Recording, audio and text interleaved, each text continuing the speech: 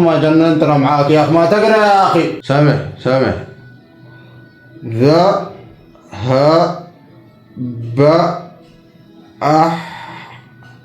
يعني انا استاذ عندي لك سؤال، يعني انت يا استاذ الخط اللي انت كاتبه عربي طورنا يا اخي. لا ده فرنجي، قريته كان فرنجي يا اخي، كان فهمته. على دمك خفيف ما شاء الله تبارك الله. قلت شنو؟ لا ما قلت حاجه، صح اي كلامك. ايوه سامح يا اخي، خلصنا يا اخي، اقرا طيب.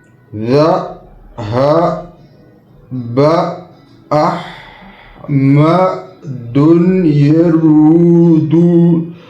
يا استاذ الكلام ده ما جاي.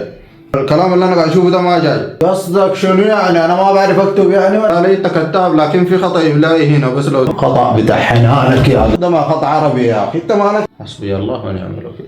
يا اخي ما كان تقول لي يا اخي انا قايل شعوذه يا اخي ولا كلام زي ده يا اخي، ما معك في دم يعني خافي. لا معليش. ذهب أحمد إلى الحديقة ومعه صديقه مازن، ووجدا الجو ممطر، فأسرعا إلى بيتهما وذهبا في اليوم الآخر. الحمد لله قرينا وانتهينا، لكن انا دايرك تلخص لي الكلام اللي انت قريته. لكن بيني وبينك يا استاذ الفاضل، الكلام اللي انت كتبته ده انا فهمت منه حاجه عجيبه بيني وبينك كده، وانا جاد المره دي حكون جادي.